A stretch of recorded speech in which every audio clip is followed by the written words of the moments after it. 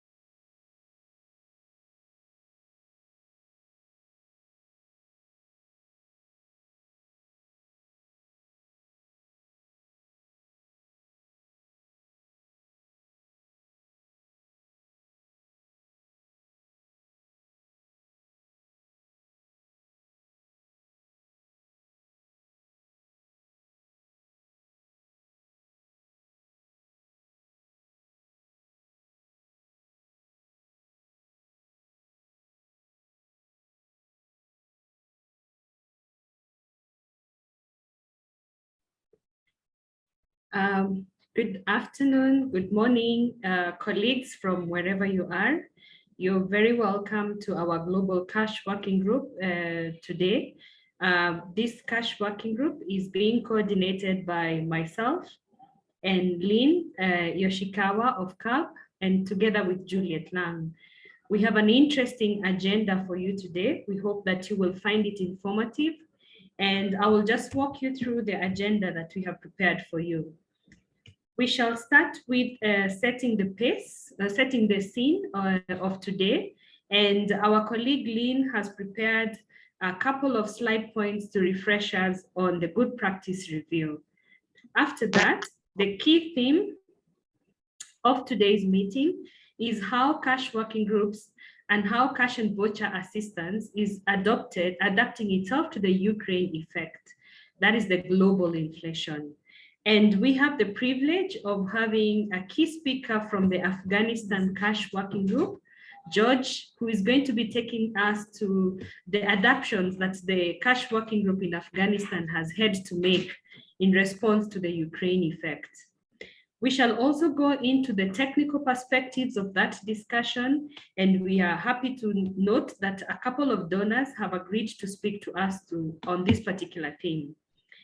We also hope to hear from you on how you're adapting yourselves in the discussion. So feel free to engage us and to really be part of the discussions on how cash working groups globally are adapting themselves to the global inflation scene that we are seeing. We'll have a question and answer session after that, where you can actually participate as well. After that, we have a very interesting discussion that Juliet is going to take us through. This discussion is an update on the Global Cash Advisory Group.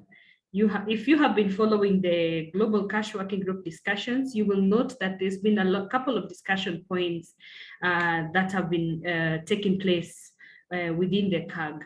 So Juliet is going to take us through the updates of what's happening on that particular front. And yes, and we will also be discussing the gaps and resources that are required to that effect. After that, we shall have a discussion on a wrap-up discussion, and a couple of you have volunteered to share with us the latest updates in regard to their cash and voucher assistance based on where they are. And we shall have also some key wrap-up points that will be facilitated by Lynn. So this is an amazing discussion. We hope that you're going to be part of the discussion. You're going to take part in some of the discussion points that you're going to be fronting to you. So I welcome you. And to set us off right away without wasting a lot of time, I'd like to welcome Lynn to set the scene, but also to pave way to the discussions on how CWGs are adapting themselves to the Ukraine effect. Lynn, over to you. Great, thanks. If we could go over to the next slide, Marta. Hi, everyone. My name is Lynn Yoshikawa with KELP. It's nice to see you all. I know it's a busy time with summer kind of in full effect, and probably everyone ready for a much needed break. But as we know too, the situation, the global humanitarian situation continues to worsen quite significantly. So we're very glad to have you here today for the discussion. I thought it would be helpful to just set the scene a bit on where we are. Again, nothing very new. The effects of inflation are being felt in every country and by everyone today, as we well know. Some of the causes are, a pretty rapid pandemic recovery has led to an increased demand of goods and services. Yet on the supply side, we know supply chains have just not caught up. There are significant labor shortages leading to massive delays across the supply chain and logistics. Scarcity is leading to increased costs across the board for everything. The cost of agricultural inputs, particularly fertilizer, have also dramatically risen. And it's a mixed picture in terms of production. Well, there are some increases that you see in terms of agricultural productions. There are also declines in many other places. And overall, this year, agricultural production is down compared to previous 4-year averages. And now with the Russian invasion of Ukraine, it's led to the so-called Ukraine effect. As we know, there are sanctions on Russia and major impacts on Ukraine's agricultural production, particularly for cereal, edible oils, and also fuel.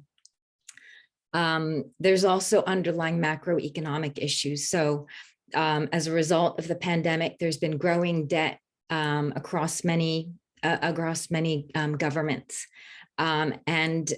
With increased scarcity, we're seeing more trade restrictions. So for example, India banned wheat exports, Indonesia has banned palm oil exports.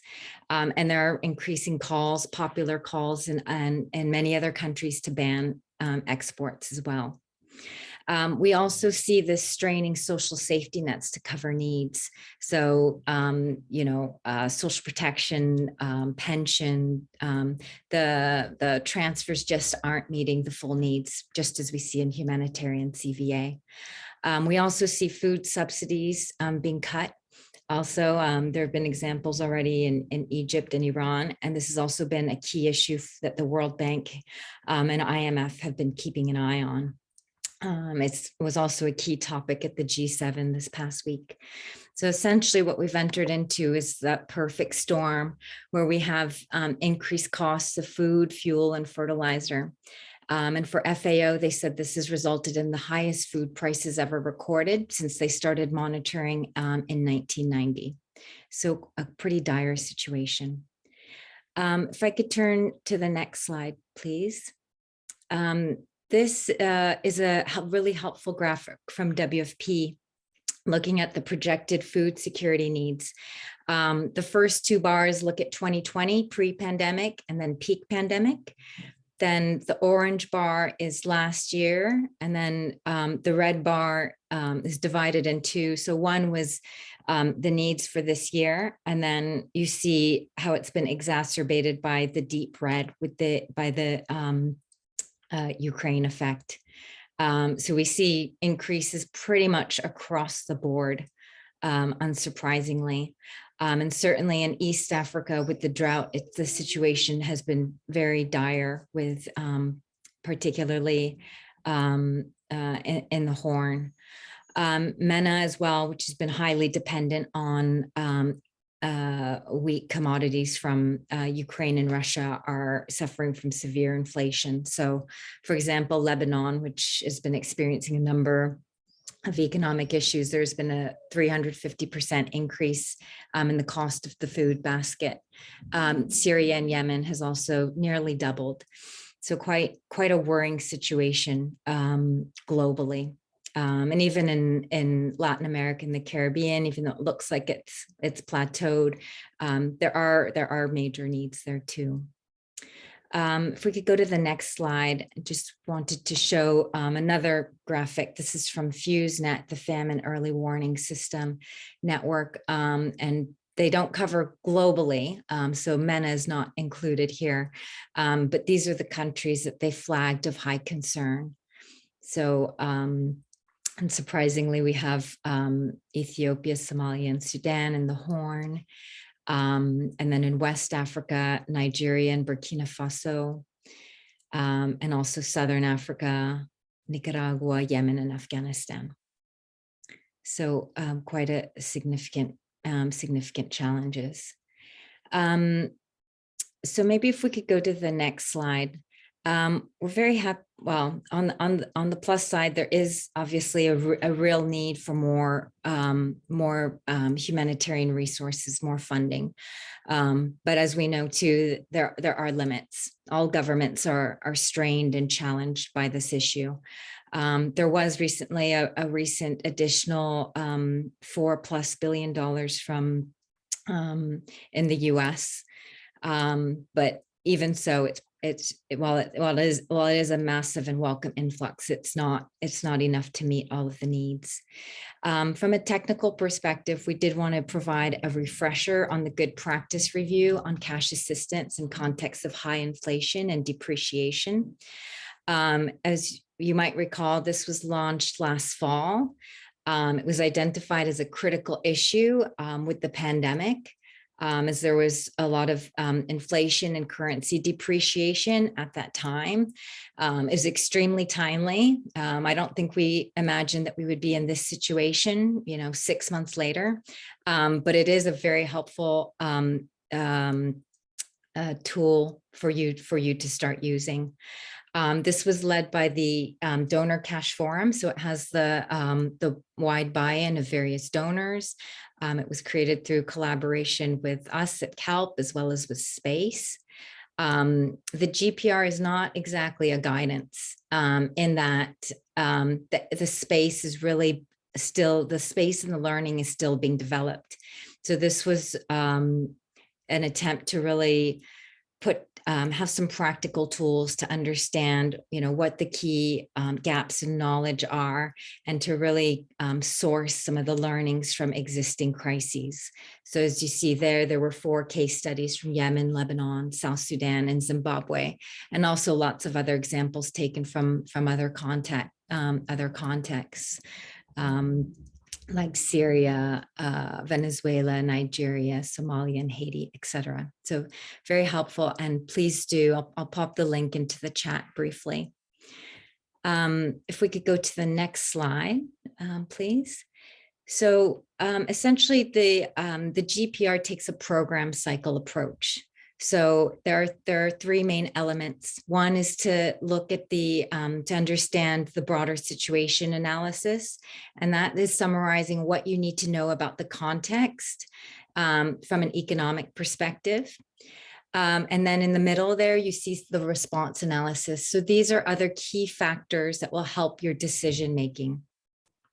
And then finally, on the right side in the teal color, you'll see the various response options that can be taken. As we know, there's never a perfect answer. It always involves quite a lot of trade-offs in between. And then if we could go to the next slide, I just wanted to highlight some of the lessons learned from across the case studies and examples. So one is the importance of preparedness. Again, this happened, I think the Ukraine effects certainly happened very quickly and suddenly and unexpectedly for many. There's also a need for flexibility, both by implementers and donors, to be adaptive. There's also a strong role for advocacy with governments, with financial service providers and regulators. This could be related to, currency regulation. It could be related to social protection, et cetera. There's a lot of good examples, again, from the GPR. And lastly, this is the key opportunity to focus on harmonization. So the more that we can coordinate across actors, the more helpful it was. And for those who attended the launch last year, it was a resounding message from all the participants that coordination was really key. So with that, I just wanted to hand over next to George. It's a good segue into hearing about the challenges that the Afghanistan practitioners are facing and how they're managing with that. Over to you, George.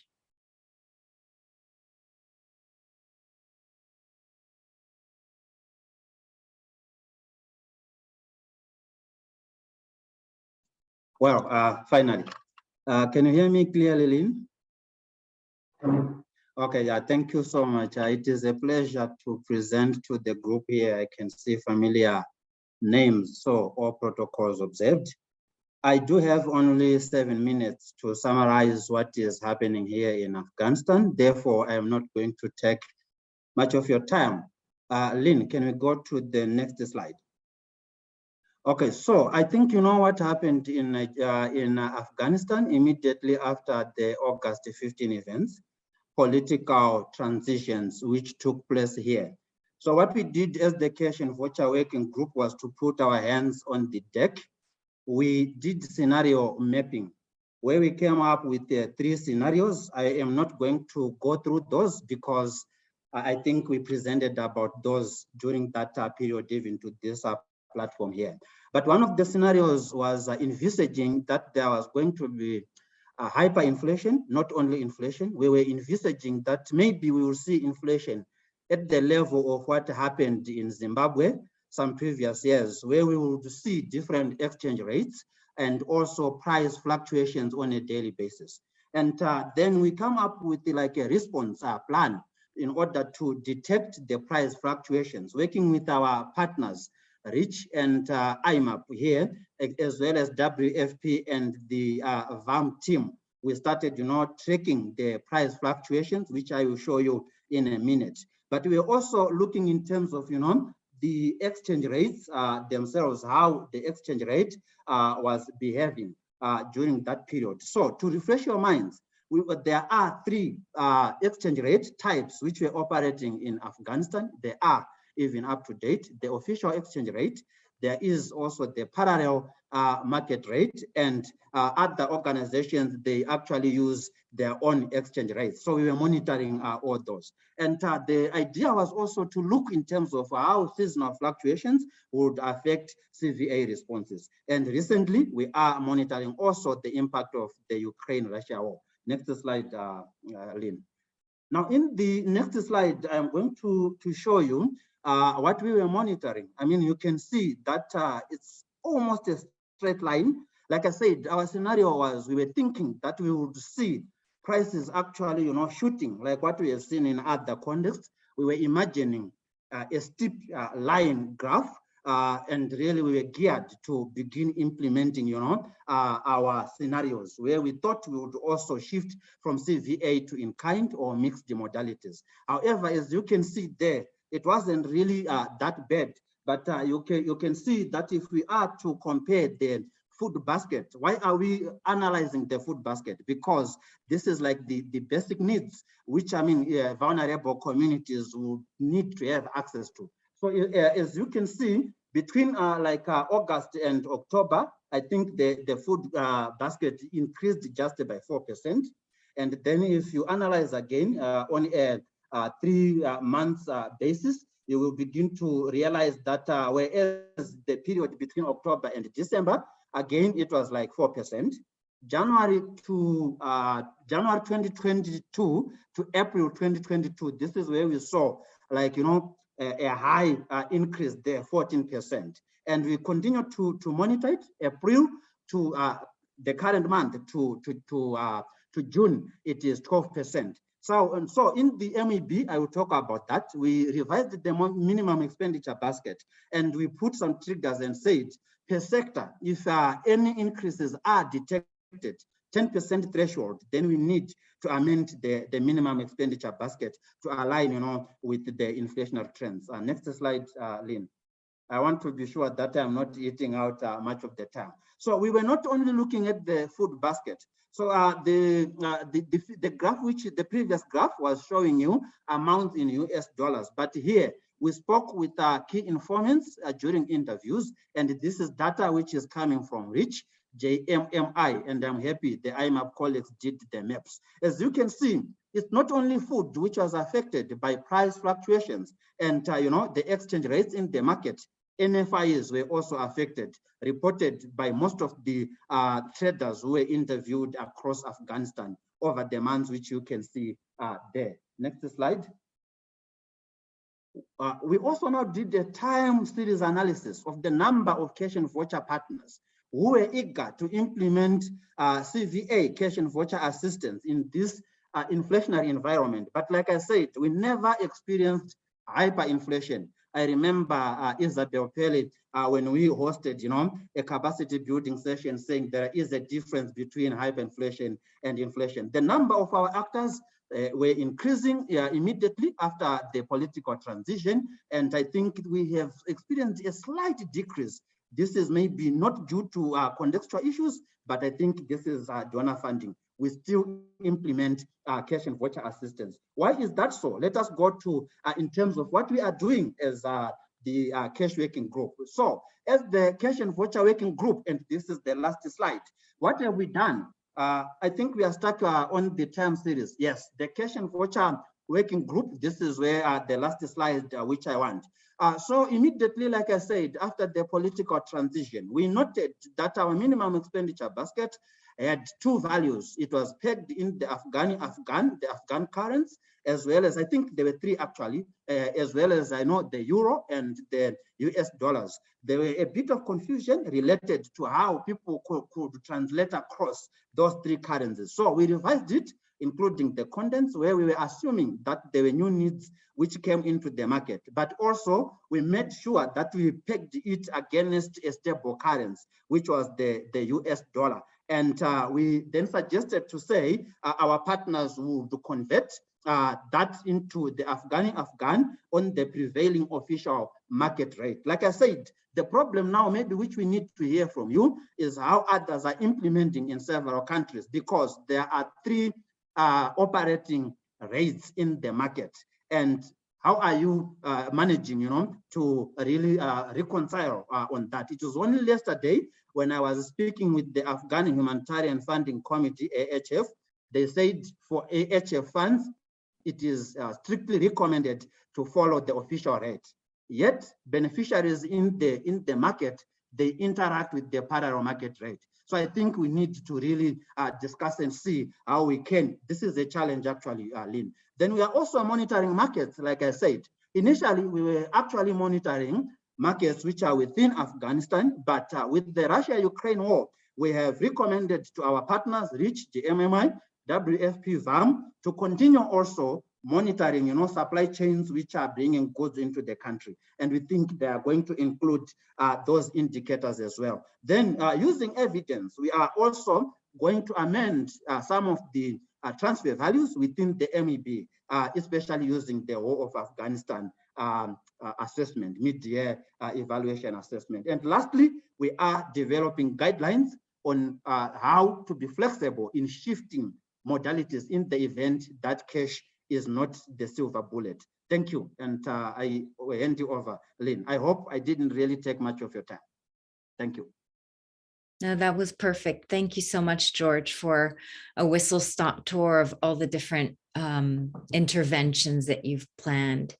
We wanted to now open this space up and really hear from different practitioners about, how you're managing and adapting. And of course, if you have any questions for George on this topic too, for Afghanistan, it'd be great to hear more. I already see Catherine, you've feel free to open your mic as well and speak. Thank you so much, Lynn, and thank you, George. That is quite a remarkable turnaround in the Afghan cash working group, but we know the challenges continue. And so my question is less, because we're all practitioners in that space trying to keep pace with the rapidly changing context, actually, in many contexts, very challenging. My question is actually to donor representatives, because there is a lot of push towards, obviously, modality shift or settling in for one modality, then moving back to in-kind or doing mixed modalities. But as you know, this is quite some science as well to calculate, to agree interagency-wise in the cash working group and across clusters even. And we do not see so much flexibility sometimes from donors, not from all donors. how can we enhance that there is more pragmatism and agile response regarding donor grant conditions and policies according to that? Thank you. It's a good segue, and we have actually asked a couple donors to share how they've been managing it, as well as they've been advising their partners. Perhaps we can turn to one of them. So I don't know, Laura, from BHA, it'd be great if feel free to open your mic and respond if you can, and share, you know, also more generally about what you're seeing. Sure. Can you hear me? Yeah, sounds good. Okay, great. All right. Hi, everybody. For those I don't know, my name is Laura Meisner, and I work as a senior markets advisor with USAID BHA.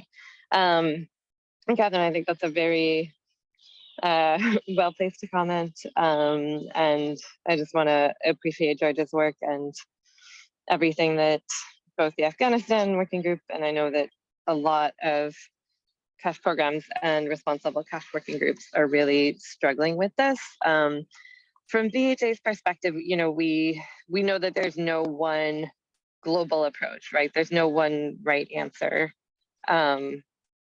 Often these are kind of really difficult choices between either serving fewer people or providing what we know is not going to be enough, or thinking about, you know, how quickly can we adjust transfer values without confusing people. So what BHA has been doing has been staying involved with country level cash working groups, food security clusters, other parts of the humanitarian architecture. We've been really trying to support a coordinated approach to adjusting transfer values, adjusting currencies where that's what's needed, thinking about adjusting durations, and yes, about having modality flexibility. We, in certain responses, have been trying to build that into awards from the very start. If folks are out there on the call who have a BHA award where that's not already built in, I would really encourage you to reach out to your AOR or to your country contacts in our offices. That is something that we are certainly willing to discuss, and that we do generally advise having that flexibility, though, Catherine, as you rightly point out, it's not necessarily fast or easy to do that, especially in situations where you kind of need a month-long logistical pipeline. As Lynn had mentioned, USA did receive a large supplemental appropriation from Congress to respond to this crisis caused by COVID, climate change, and Russia's war in Ukraine. However, this is going to be a long-term crisis, as we know, so our programming and planning is taking into account the fact that needs are both acute right now and that they're likely to continue that way for some time. Cash is certainly going to continue to be a response option alongside in-kind, vouchers, other modalities, other sectors of response. And again, just re-highlighting the good practice review. We were pleased to be part of that. Of course, the global nature of this crisis, the fact that inflation is happening everywhere, does raise particular challenges, but it is important for us to remember that we do have some lessons, we do have some experience. And so, you know, we don't have to start from scratch. And I think that hopefully is a little bit encouraging. I'll stop there. Over. Great, thanks, Laura. So we hear that there is flexibility, no one size fits all, which makes sense. I know we have a couple other donors. Chloe, over to you. Thank you very much for the presentation. Very interesting. Yes, I just wanted to mention that indeed I'm I'm Chloe Dessois. I'm the cash policy officer in DG ECO headquarters. And yes, I wanted to mention that we want to show that we have some flexibilities, especially now with the inflation that is across countries, and we are really trying now to have contingencies in our budget. So we are making this effort, but don't hesitate to challenge us, dear partners, on especially on the harmonization between donors. I think that's a very important point, and we've been, Laura spoke just before. We've been trying to work on this as a donor cash forum, and we hosted a session on exchange rates, for instance, which was very interesting with partners, so to see how we can be also more harmonized there between donors. Thank you again.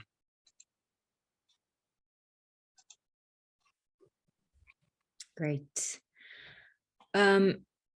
Anyone else? Any other? Not sure if any other donors are in the room that would like to jump in.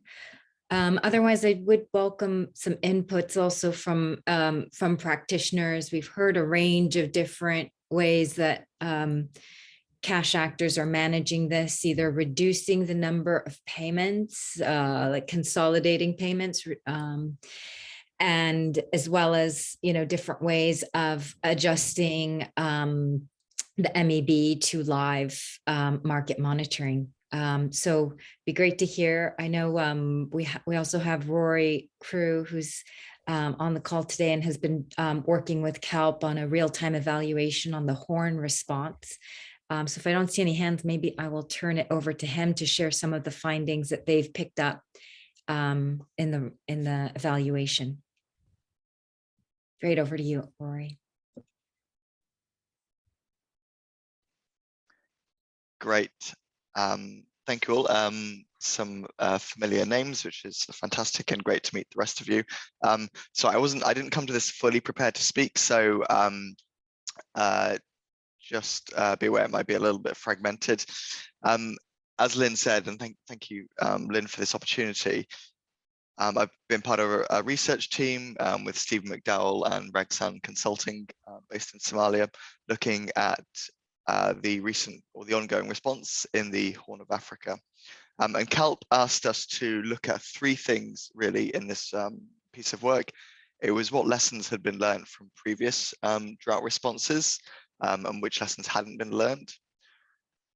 What was an acceptable lead time for a cash response to a slow onset disaster such as a drought, and the lead time was defined as the time being the money between the money being received by the implementer from the funder and then being available to spend by the recipient as well. And then what were the enablers and detractors of those acceptable lead times? So we focused on three countries in the Horn: Ethiopia, Somalia, and Kenya. And I think we found, I think one of my takeaways coming from it is that for anyone who's worked in the Horn and East Africa as well, I think there's definitely a thought that the programs and between the countries are fairly similar. I actually found there was as many differences between the cash responses and cash systems and structures between the countries as there are similarities as well. That also made there for lots of opportunities for lots of cross-learning, that the different countries are in different stages of implementation of different aspects of good cash programming. Like Somalia is the furthest ahead with mobile money. Ethiopia's the least developed in that. Kenya is probably the furthest ahead with using a single list system. Ethiopia has got the most well-developed government intervention through the PSNP there as well. So I think it was a really valuable opportunity that we got the actors together and they could actually share learning between the countries as well. Part of this work included 3 real-time learning workshops, which we undertook 2 weeks ago. Now it was, and the idea was that this was a real-time sort of learning and evaluation as well. So rather than waiting till this response was over, we actually got everyone sat down on various Zoom rooms, and as actually sharing knowledge and using. So we used a lot of mural boards to develop these acceptable lead times, figure out what was the most important in those lead times, and then really what people needed to do next to keep improving those lead times. Of course, there was lots of out of scope discussions as well, and there was lots of interest in particularly the lack of response to the latest drought. I mean, people have been calling the alarm in the horn since February, March last year, and it took a long time for official droughts to be declared. And then we're only now really seeing large increases in funding coming to the horn in the last month, really, which is over a year since the alarm was sounded as well. So although this was out of scope, there was lots of discussions around you can build all the shock responsive systems you like and all the triggers and things, but then if the money doesn't flow in, you're somewhat hamstrung with what you can do as well. Some of the quick findings we found. So when we asked people in the countries what was an acceptable lead time, it actually varied massively between countries, which we weren't expecting as well. Somalia, so actually Kenya had probably the shortest lead times. People were saying a week to 14 days would be an acceptable lead time.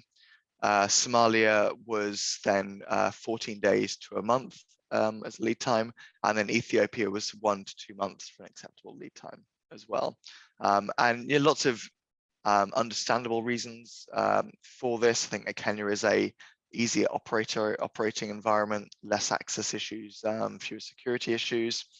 Somalia has a very well-developed mobile money market, allowing people to respond very quickly, and cash transfers have been a huge part of the response there since the sort of, I think 2008, I think it started to scale up.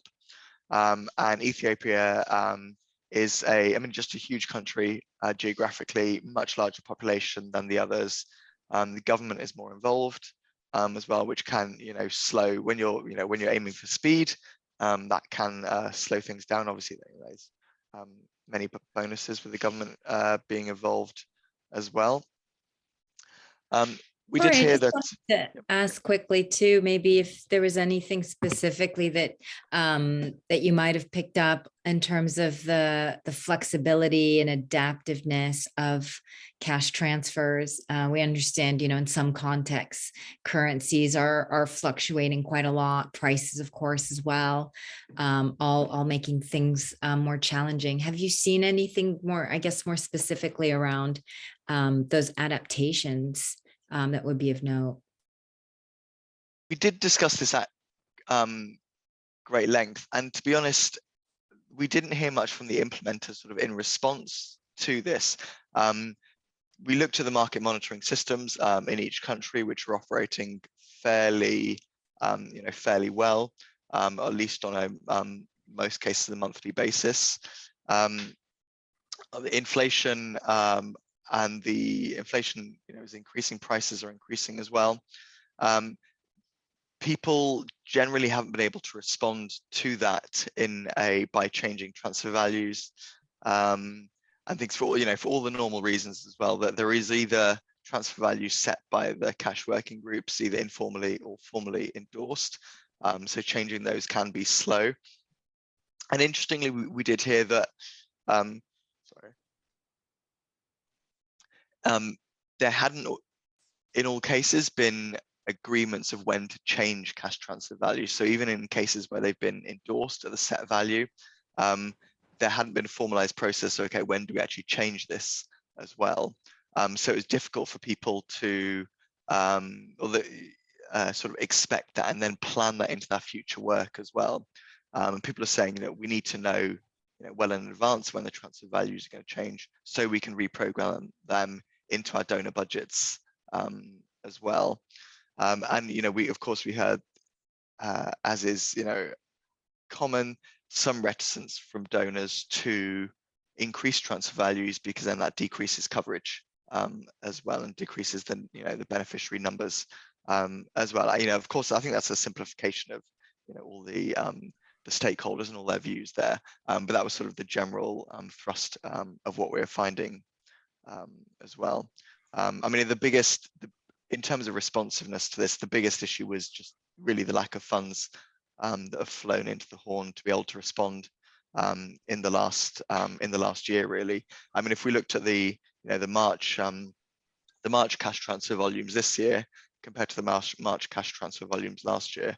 I mean, the data is pretty bad, and I don't really trust it, but it showed that there's no significant increase in cash transfer volumes comparable to last year as well. So I think the response has been muted.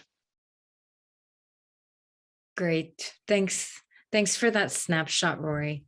Really highlights some of the challenges that are going on, and these things do take time. They do take preparedness, which obviously, if we were better prepared to begin with, especially in the Horn, it wouldn't be such a dire situation that we have now. Good. Welcome. Any thoughts from colleagues in the room? I know that there's a lot of experience here too. It'd be good to hear, what else do you need as cash practitioners, of cash working group leads, to help. It sounds like there's a lot of scope for advocacy, and I think, as George highlighted in his presentation, of gathering evidence as well, even if we're not able to adapt or meet all the needs as we aim to be making the case of what's happening as a result, and why more resources are needed. Not to say that that's going to be the silver bullet either, but it really does require a lot more attention on all fronts.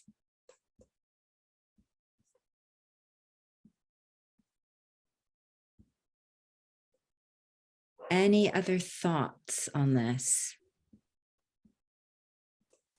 It's very quiet today, or I'm sure also very busy for others.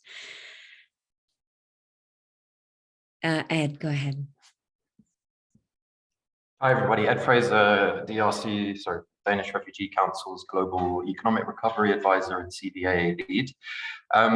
Maybe I'll speak about the elephant in the room, perhaps, and talk about a different kind of lead time, and whether or not there were discussions during the three meetings or otherwise as part of this endeavor, as to the lead time between clear initial signs of an impending hunger crisis and famine in certain contexts, and the release of donor funding.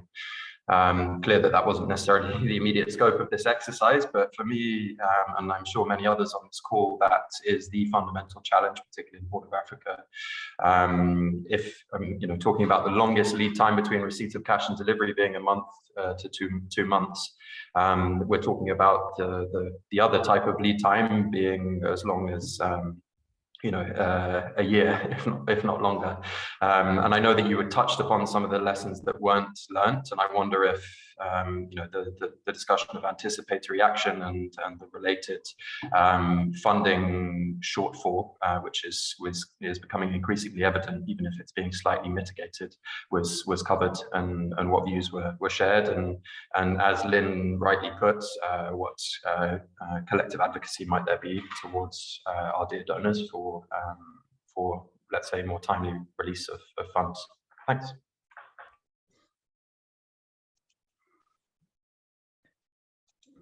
Thanks. Perhaps Lynn, shall I respond to that and then open the floor?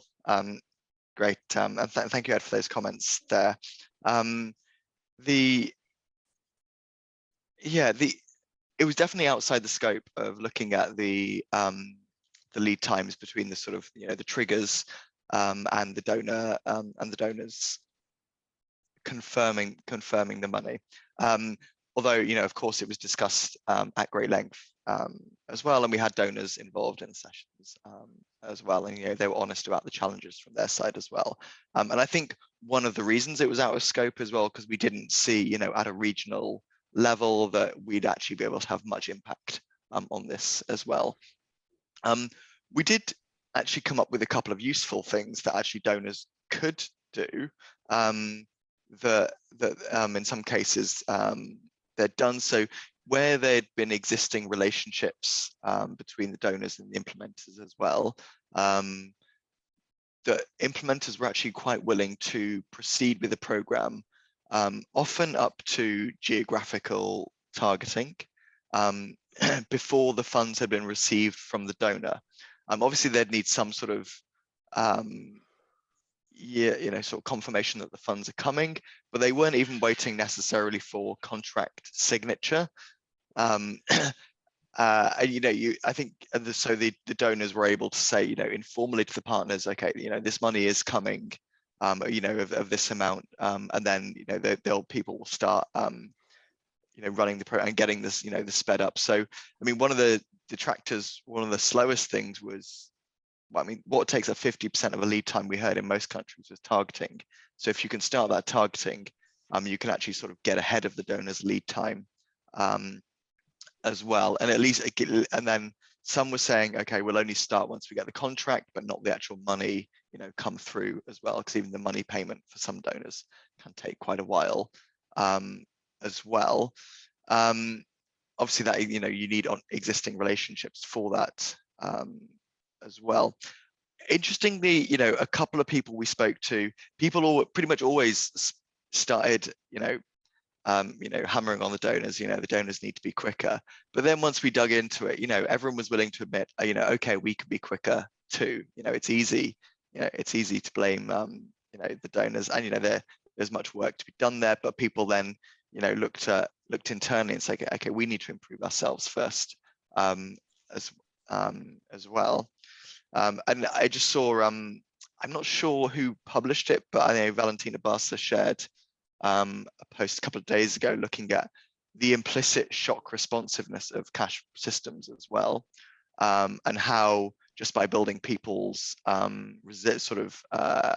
resilience and capacity, that they were able to much better weather shocks as well. And this is something that we've seen in the Horn, particularly in Somalia. The last drought was had 4, I think the last drought occurred after 3 failed rains, and we're now on 5 failed rains, and we're in a dire situation, but we're in the dire situation that was after 3 failed rains before. So there is a theory which holds water, I think. These social protection cash transfer systems have been building people's capacity as well. And I guess lastly to say on this as well, that I found just getting the data of actually trying to figure out what the cash responses were was really difficult as well. You've got the financial tracking service by OCHA. It actually seems to be kept relatively up to date on a monthly basis, but then it's not. But then that obviously doesn't show the modality as well. So lots of the cash trackers that are used on a country level are actually done on a retrospective basis, and then often quite delayed as well. So I sort of cycle back to Ed's initial point was about when the money is coming in as well. It's not always difficult to tell the difference between the time between the trigger and the cash response, because unless you go to every individual agency, you can't really determine those sort of donor lead times as well. So there's just a real lack of information about what they are as well. So I see Rami B's put donors are people too in the chat as well. So fantastic. So yeah, I mean, I think it's something more work that could perhaps be done is looking at, okay, what are the donor side lead times? And certainly, they can be improved, but they might even be getting worse and we don't actually know about it as well.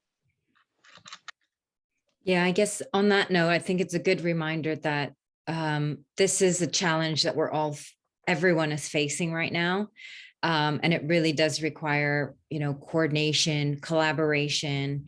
It's easy, to finger point, but at the end of the day, we need to work together to make sure that we have, the best possible response for, sadly, a very growing caseload. So thank you everyone for your thoughts on this topic. Please do continue to share through, regional cash working groups, national cash working groups on some of the challenges that you're facing. Have those conversations with your donors as well as early as possible. Hopefully you've already had them by now, but if not, please do drop a line. And just please be in touch with CALP colleagues on what support you need also, whether it's on working through the good practice review and applying that or other areas. Thanks, everyone. And with that, I will turn it over now to Juliet for our next session. Great, thanks, Lynn. And thanks again for this super interesting discussion as well, and for so many really interesting experiences. What we wanted to do today was also just to open up a quick discussion about the recently formed Global Advisory Group of the new IESC cash coordination model. For many of you, you remember at our last Global Cash Working Group, we had just received the DORS model, so we presented it and spoke a little bit also about what you feel the continued role, for example, of global cash working groups, how indeed some of these would feature and form in the future of this newly endorsed model. What we wanted to do today was just to provide you a very quick update about where the conversations are at the moment. I think my CAG members and colleagues are also online, not yourself, and indeed there's a few others, so please do feel free to jump in and provide inputs. But what we also wanted to do was just to provide a quick overview as to the steps or updates, and also just to open the floor in terms of any questions. And I see actually Dina has just posted to say my audio is not very good. Could I ask someone just to confirm if that's on my side? It does cut a little bit. So maybe if you could turn off your video. I'm going to turn off my video. I think I'll make it smoother. Okay, great. And if you could just let me know if that sounds any clearer. Not really. Okay, so far. Let's see. Okay, great. Listen, feel free to stop me at any point if it starts to jump. So what we talked about the last time was the newly endorsed model, and you can see on the screen the agreed model. I think everybody here has seen this many times now, but just to remind everybody as to how this model looks at the country level. That is to say that there is a responsibility for cash coordination in IESC settings, let's say, with the intersectoral level, cash working groups to become subgroups, and that cash working groups should have a systematic co-chairmanship arrangement in place of a minimum of 2 co-chairs, one of whom is non-programmatic, the other of whom is programmatic, and indeed that wherever possible, local actors and local elections should be taking place, and indeed in government entities may enter into a tripartite relationship. Next slide. We also introduced the idea of this Global Cash Advisory Group at the last meeting. And as many of you will know, that Global Cash Advisory Group is there to provide technical support and input to country-level cash working groups who will continue to report via the intersector or intercluster in their particular contexts. And that at global level, that Global Cash Advisory Group, or CAG, that is now being called, is chaired by OCHA, unless it is a refugee topic or context under discussion, in which case UNHCR chair it. So if we could move to the next slide. I think everybody has been kind of familiar enough with that, but I did want to just talk us through a few updates. And really critically, the global CAG has now been established. This global CAG is going to report to the IASC deputies group. Sorry, I'm just going to cough. Apologies. And this will be a senior technical level group.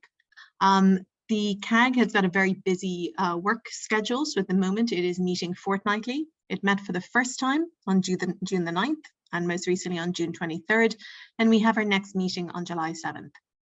The membership of the CAG has now been confirmed, and including the 2 chairs, there is a total of 12 members. So the 2 chairs are obviously myself as OCHA and Annika in UNHCR. We have 3 UN representatives, more specifically now are confirmed as IOM, WFP and UNICEF, 2 INGO representatives who are Catholic Relief Services and PLAN. We are really, really pleased that we have 2 very strong local actors representing as well, Man Development from OPT and the Dhaka Asania Mission from Bangladesh. We have 2 representatives of the Red Cross Red Crescent movement at the moment, that is IFRC, so the Federation, and the Kenyan Red Cross, although it is possible that the Federation may hand over to the British Red Cross at some point, but we have either way 1 national society and 1 global society. We also have 1 network representative, so we have CALP. So these are the official members now of this global CAG. And these members obviously in some cases represent a wider constituents. So for example, for the INGOs, local actors, etc., these are representatives who are there really to ensure that the voices of a wider constituency are very well represented within this group. The first steps for this Global Cash Advisory Group are to formalize our terms of reference and our work plan with a view to now also starting to complete the transition plan, which I'll talk about in a moment. As we had hoped, we would be able to kind of share briefly with you a little bit more about our established work plan and indeed our terms of reference. Unfortunately, those documents are still being finalized. We hope they'll be done after this July meeting. And we also had hoped to announce to you the launch of our website and our minutes. But again, it is still under construction. What I did want to clarify, though, is one of the elements that is really well reflected within the terms of reference for the CAG is a need for the CAG to be transparent. And that was something that was very well articulated also at our last Global Cash Working Group. To that end, we will have a website, minutes, and indeed upcoming work plans and kind of forward agendas will be shared on that. So I would encourage all of you to, when I'm able to share the link with you, we'll share it through the Global Cash Working Group, but do please keep informed of the work of the CAG through that also, and a commitment from our side to ensure that that is always kept up to date. So in terms of then the work of the CAG, as many of you know, one of the key deliverables for this Global Cash Advisory Group is to develop a transition plan. And that transition plan is due by mid-September to be submitted to the IASC Deputies Group. And that transition plan is to outline how, over the course of 18 months, global cash working groups will all transition to the principles of the new model. And as many of you know, for some cash working groups, they're maybe already very, very clearly aligned to the principles of the model. For other ones, it may take a little bit longer. And that transition plan is there just to ensure that there is a very phased, contextualized approach. This will not happen overnight, but it must happen over the course of 18 months. And we are very, very keen, obviously, to ensure that we reach out to the individual cash working groups in order to understand how far, or let's say how aligned they are right now to the model, and indeed what would be remaining for them in terms of a transition to the new model, if not already aligned. So in order to do that, the CAG is at a very early stage, or a draft stage, let's say, of beginning to plan for a mapping of cash working groups. And that would also include some of the regional groups or global groups, but really focusing in this particular instance on the national cash working groups as well. We're starting with the review of secondary data sources. So we've been lucky to benefit from a few entities, agencies who have done their own internal mapping of different cash working groups. But now, of course, what we'll have to do is to undertake a survey to understand how up to date that information is, and really critically to speak to cash working groups and to understand how that transition will happen. I see Dina has just clarified the point that I made earlier again, which is this phased and contextualized approach. So again, it won't happen tomorrow. It will happen for all relevant cash working groups over the course of 18 months, but it will be taking place in a phased approach. So where we are at the moment is that, as I mentioned, we're going to review secondary data sources before reaching out to cash working groups to map kind of where they are at the moment. While that is still being finalized, and before we can kind of discuss that, what I thought might be interesting is if we have an internal discussion also here at the Global Cash Working Group, if we move to the next slide, about what the IASC outcome document says the functions of the cash working groups are, and perhaps to hear from cash working groups online also about what key issues you feel must be important to be either mapped or considered in the planning for this transition plan. So I put on one slide just a very brief overview of what the IASC outcome document says the functions of cash working groups globally should be. And you can really see that kind of focus on coherence, the focus on feasibility, IM, the use of common mechanisms and standards, and kind of, services as well, capacity building, and the kind of advocacy or an enabling environment for cash, as well as potentially the linkages with social protection where appropriate. So what I will do is also just turn to the next slide, if I could, which is just some questions that I thought might be useful to help guide us today, which is kind of hearing from you which is what do you feel would be important for the CAG to consider for cash working groups to kind of consider how that transition planning look? So I've entered in some kind of draft questions, but these are very much just to spur a discussion. It's certainly not assigned questions. But for example, what is it that your recommendation would, as cash working groups, that you think CAG must take into consideration when mapping cash working groups in order to be able to plan for that transition plan together with you? So things like, for example, the linkages with the intersector, leadership arrangements, but really critically also perhaps something about the functionality of cash working groups, you know, how the current functions align or not, but also really critically, what is it that cash working groups would need in order to be able to ensure an appropriate and effective transition as well, and indeed particularly what the CAG might be able to provide. So I've whipped through a few things very carefully. I might just go back a couple of slides, if you don't mind, just to the kind of update slide, just in case there was any kind of questions. I've also just received a reminder, which is absolutely correct, which is I mentioned that a number of our members are representing constituencies. So just to say, under the 2 INGOs, CRS is representing on behalf of the CCD. So just to kind of highlight that as well. So what we tried to do was just to ensure that there was a variety of INGOs. They nominated internally. So obviously CRS representing on behalf of CCD. But maybe let me stop there and see first if there's any questions, and then perhaps to open kind of a discussion or a facilitated chat about kind of some of the questions that we posed. So any comments or feedback from anyone?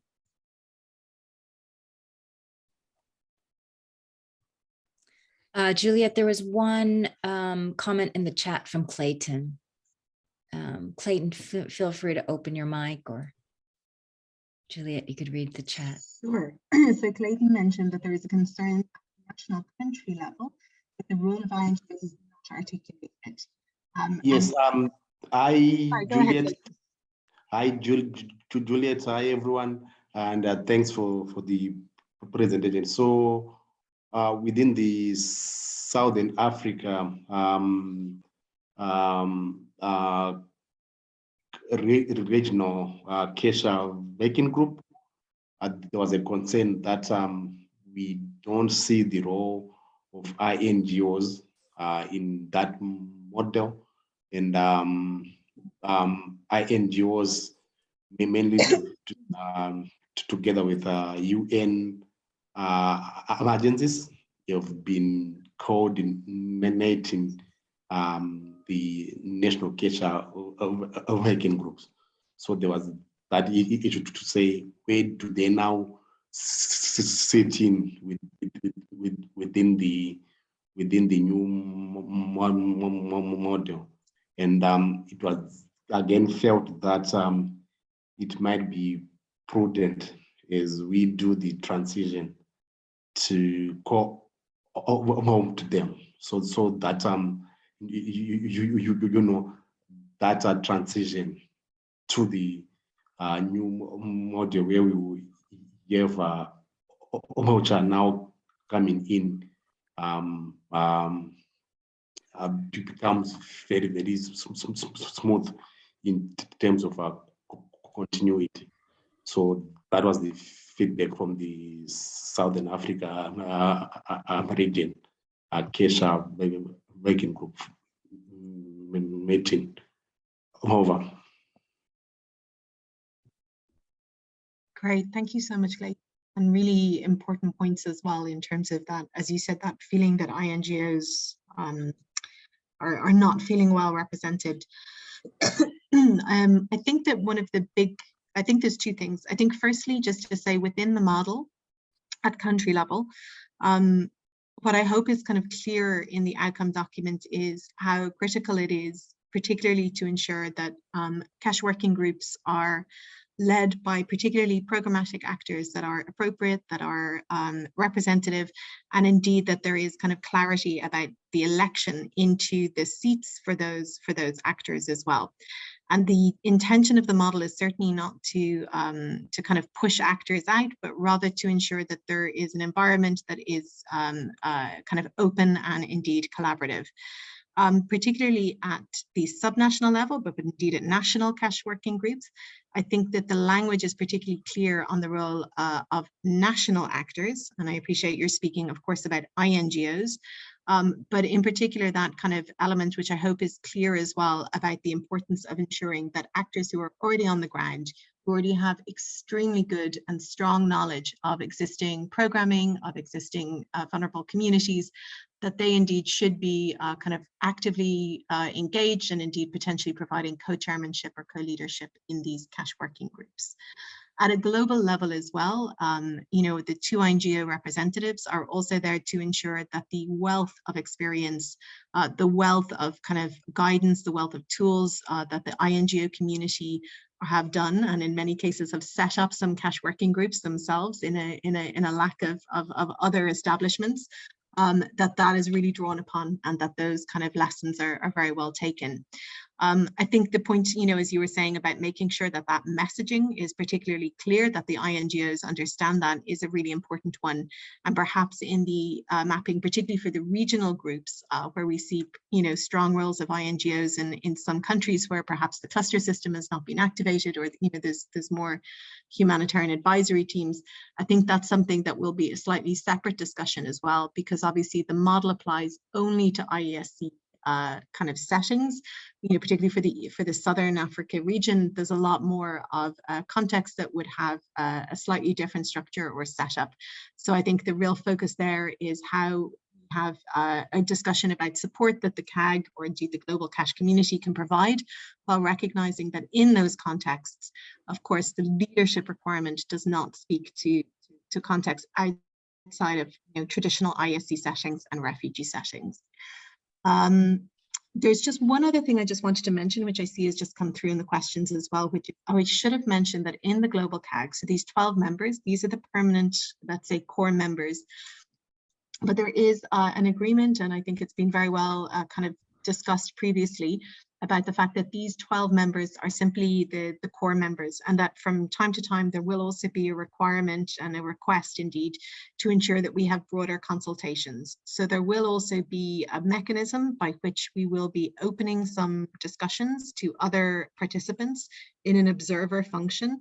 And those participants would be particularly, for example, our colleagues from CashCap, our colleagues from DCO, you know, given the fact that there are a number of contexts outside of ISC contexts that also have cash working groups, but also, you know, actors that may bring speciality in certain thematic or topics that we need to ensure are brought into those discussions, particularly if, for example, we were forming guidance or tools. I think that's it. I see Rabia has her hand up. Hi. First of all, thank you, Juliet, for the presentation. I hope you guys can hear me clearly. Yes, very clearly. Okay, unlike me. Go ahead. Okay, great. Thanks. So I just wanted to share that there are countries that have already started making progress, and it would be unfortunate not to mention Yemen. Though I have moved out from my role in Yemen, I'm currently the CVA specialist for UNFPA Ukraine. But I do want to share that the cash working group in Yemen has already made quite some progress. They recently did a rotation of co-chair process through a formal expression of interest. So now they have the cash consortium Yemen as the co-lead with OCHA. So which again brings about the INGO element to the table, and they might again move ahead with the refugee context, and then we will see how the new arrangement works. Simultaneously, for a long-term linkage strengthening part, there was a HCT cash strategy that has been drafted for Yemen. It's still under approval process, so it's not yet approved or endorsed by the HCT, but it's still under the feedback process. So you'll see some more developments from Yemen soon. So I would really just flagging to Juliet and team that maybe perhaps later this year an update from the Yemen cash working group is in order, just to share with the rest of the cash working groups what is happening over there in terms of transitioning from the regular approach towards the new cash coordination models. Thank you.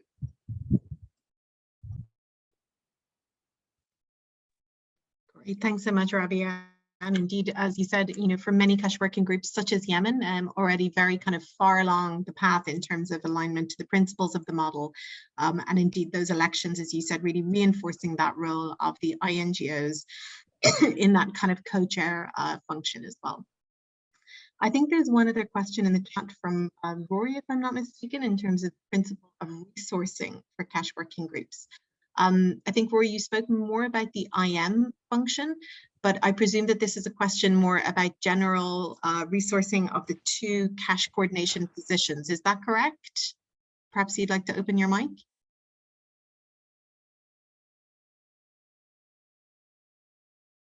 Or not?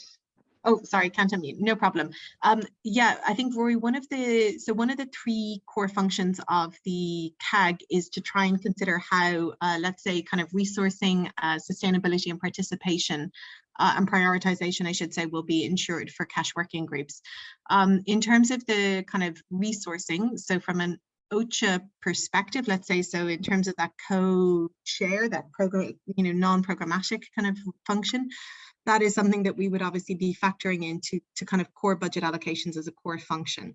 The IM role is extremely interesting. It is not something that was very strongly referenced in the outcome document.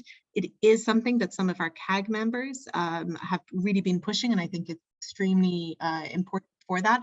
So for cash working groups to have an IMO who is either part-time or full-time dedicated is something that is actually on the work plan of the CAG as well, and what the recommendations would be.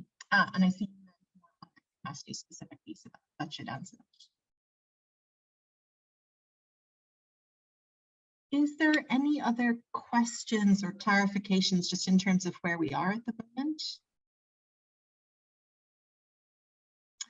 And if not, perhaps then, if it makes sense, and Lynn, I'm not sure, I think we're running a little over on time, although not too badly, just to allow for AOB at the end. Oh, I see actually Rami has his hand up. Go ahead, Rami. Hi, Juliet, how are you? This is Rami, Cash and Voucher Working Group Co-Chair in Afghanistan, working for CRS and CCD representative in the CAG. There's an issue that keeps coming up with, not just within the CAG CCD members, but also more globally when I speak with colleagues, and perhaps it's something for this group to think of. There's growing concerns from INGOs on their shrinking roles in cash and voucher working groups in terms of not just of coordination, but also sometimes actual implementation. My question is around, and perhaps for the colleagues to think this through, is how can also the CAG look around these issues and not just enable INGOs, but this should also go to local partners. And if we're expecting them to actually take on the lead in the cash and voucher working groups, we need to really think about how this will come to fruition. Over. Great. Thank you so much, Rami. And I think that's actually a really interesting question, as you said, perhaps for this reflection that we're kind of going to ask for now, because obviously when we are mapping cash working groups in our function of the CAG, our first priority, as you know, is just to try and kind of map where cash working groups are in order to be able to develop a transition plan. But one of the other functions of the CAG is to keep an overview of the functionality of cash working groups kind of globally. And that kind of function in terms of kind of space, in terms of, kind of the role of different actors, the transparency, the kind of openness of that space is a really, really critical piece. So perhaps that's something that we could kind of consider in some of those kind of questions. Ed, I see you have your hand up. Yeah, thanks, Juliet, and thanks to others for the questions as well. I mean, there's been a few comments about the role of INGOs shrinking or otherwise, but having read the TOR myself, I was particularly interested in the principle of localization, and there's mention in various places around the role of local governments and local actors. I just wonder, in response to, I guess, both of the questions around the broader comment and the how to actually support and let's say analyze the current status and transition plan of cash working groups locally.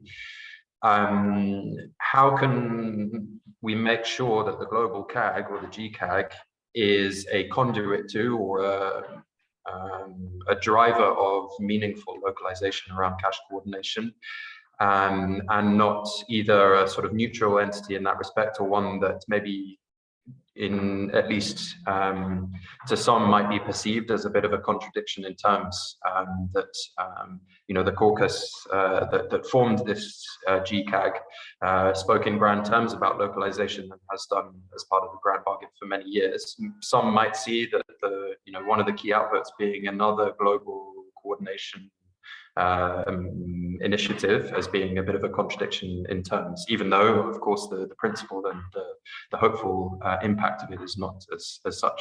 So yeah, really a nod to the localization point and how we can make sure the GCAG is, you know, a supporter, a contributor to that endeavor. Yeah, over. Thanks so much, Ed, and thanks so much also all really in terms of these really interesting reflections. And I think, as you said, it's always that paradox as well. As soon as anything becomes a global enough process by which we can kind of take a formal decision, it instinctively is raised to a forum in which the participation is also a challenge. I think what I really hope is a couple of things. I think firstly, the inclusion of local actors in the CAG as meaningful representatives, as full members, as voting members, as participants who are there to challenge, to push back, to bring voice, but also really for that CAG as well to kind of, you know, be a forum by which decisions are taken by those members and where those voices are representative as well is critical. The second thing I was going to say,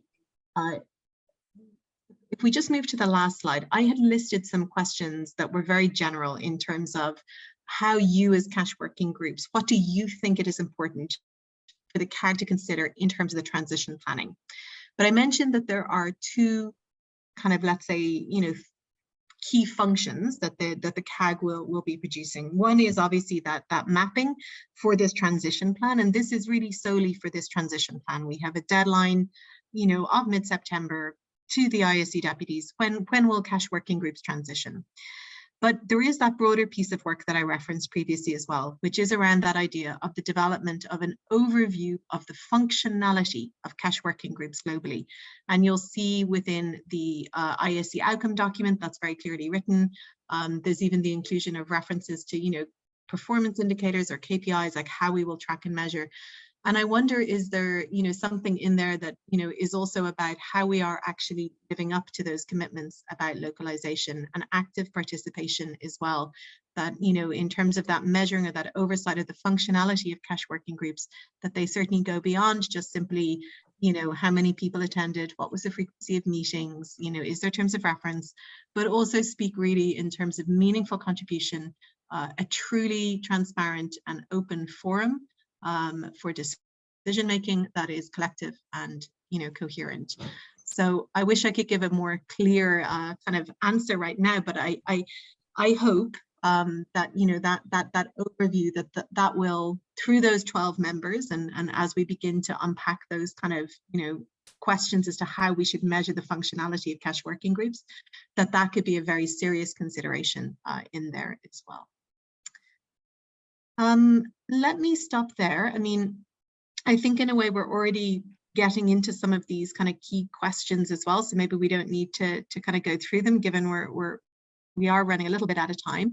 But is there any other reflections or feedback, or indeed any kind of thoughts in terms of, okay, you know, in the future as we measure the functionality of cash working groups, really interesting inputs already.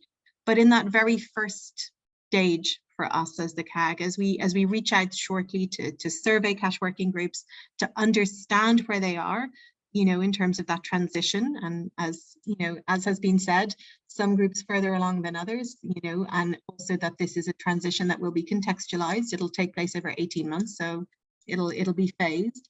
Are there key questions? Are there key things that we should be keeping in mind? Are there key elements that would be important for you as cash working groups to know or to be asked in order for you to be able to give us a better understanding as to what would be feasible for that transition? So over to the group again.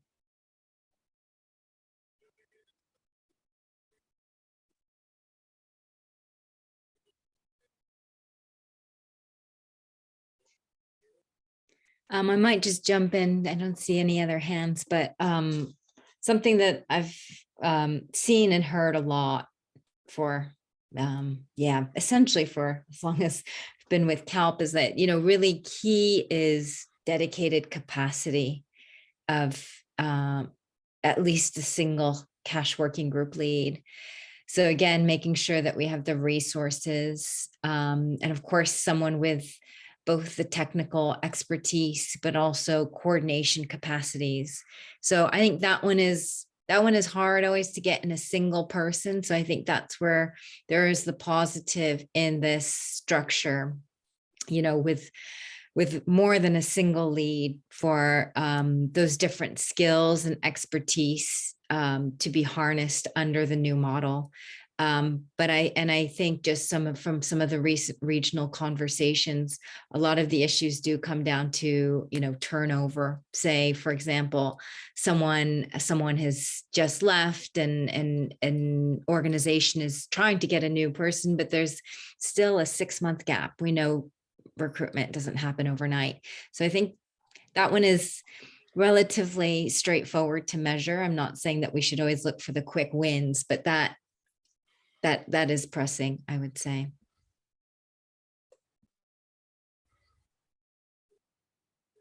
Great, thanks so much, Lynn. And I think then certainly that idea of a question on both the kind of percentage of time that people are dedicating, but also, let's say, the sustainability of how they are financed or funded would be really important. As you said, that kind of rapid changeover and how much people are dedicated. So I think those are really good potential inclusions. Rami? Oh, thanks, Juliet. Thanks again.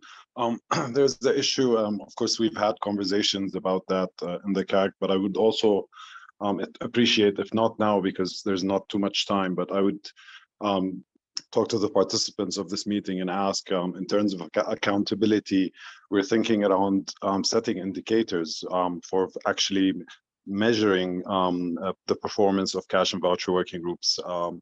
And perhaps it would be good for the group to start thinking about those things, and perhaps once we engage with them in the first stage in the mapping, have their thoughts on how this works, because they're the ones that are actually coordinating these groups, and they're the ones that can actually give us the input that we need to be able to form any standards and to be able to hold anybody accountable in this coordination. Over. Great, thanks, Rami. Yeah, absolutely. That kind of functionality has to really be driven from the cash working groups and the coordinators themselves.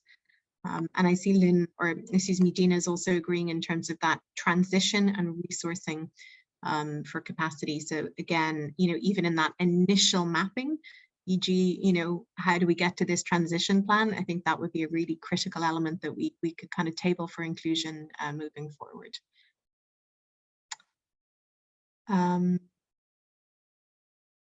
Any other questions, any other feedback? And I think, just to say as well, obviously this is what we hope, again, that transparency around communications on the CAG, the minutes will be available. It is a step-by-step process. So obviously this initial mapping to develop a transition plan will come first, but that point about, the functionality, the mapping of how well cash working groups are functioning and the indicators as to how we measure that point that, was made about, by Rami about accountability, but also about that localization piece. Those tools or those mechanisms will also be being developed in the coming kind of months, and we really hope to keep open that very open dialogue and transparency as those considerations are kind of being developed, and in particular that feedback from the cash working group and cash coordination community. So is there any other points?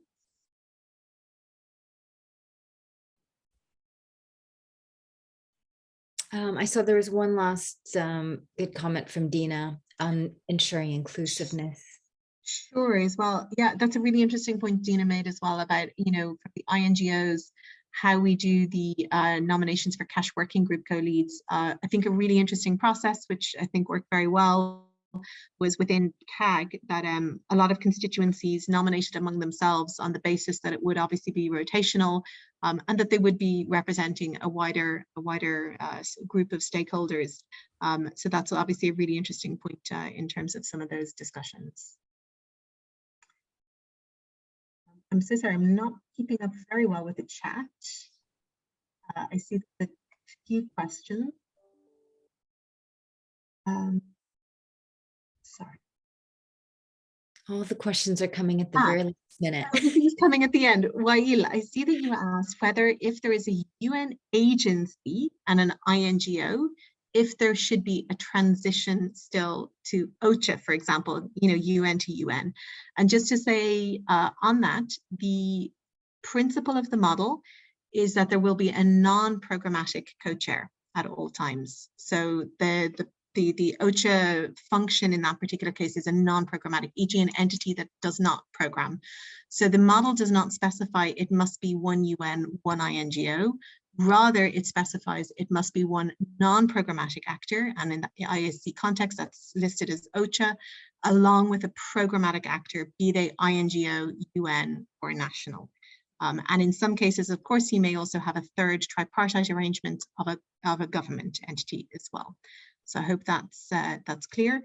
I think Anna has mentioned something about the need for capacity building to be nuanced as well, and capacity building in thematic areas as well, particularly for co-chairs who may be asked to address kind of wide-ranging topics, I would presume, and kind of, consider inclusion into the cash working group's guidance and tools.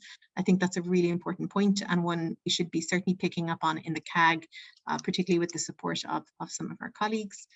And then the political consideration that I think Ed has mentioned in terms of the transition plan and how we move away from a status quo. I think you're right, Ed. At 26 minutes past 3, it is a conversation for another day. Okay, great. And again, Catherine speaking about, where cash working groups are already, let's say, aligned in terms of the functionality, that we make sure that, we don't kind of rush to transition groups that are already working very well, that we do this in a very kind of considered and measured way, that we focus also on groups that are perhaps less aligned, less functioning. Okay, I think I raced through all those questions at the very end, but I hope I've captured them all. And I might hand back over to you, Lynn. And I'm sorry again that my sound was not perfect, but I hope you managed. Thanks. It worked out in the end. Thanks. We'll save the best for last. Just under AOB, maybe I'll turn it over quickly to Adva from CBM Disability and Inclusion. I think she has an agenda point here.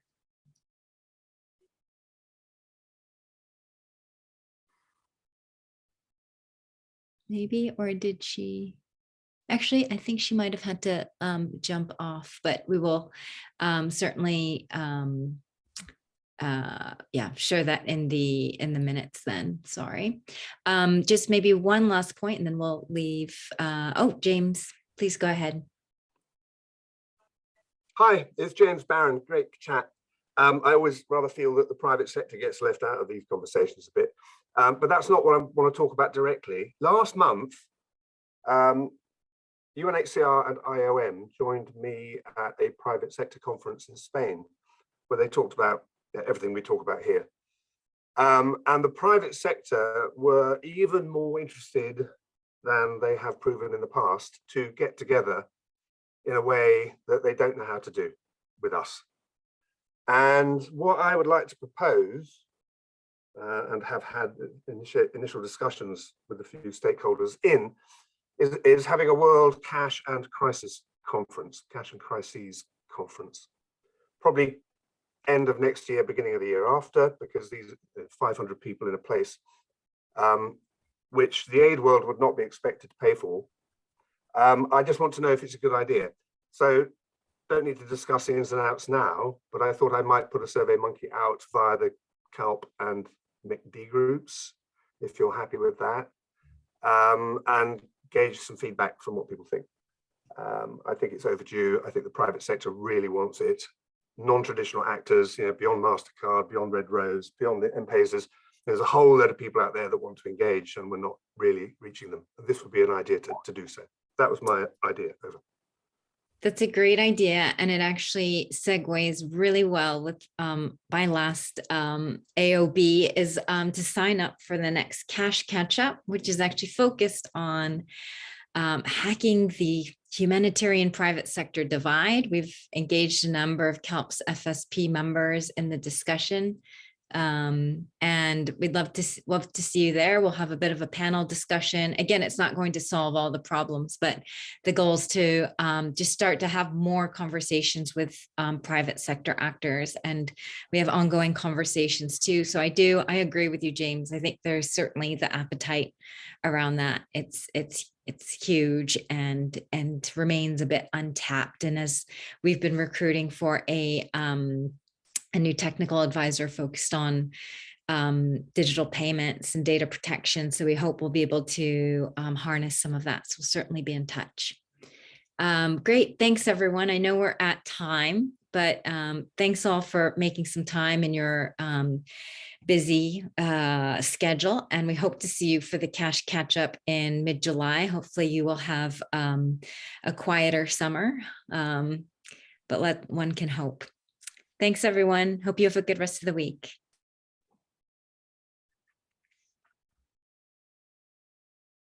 Bye, everyone.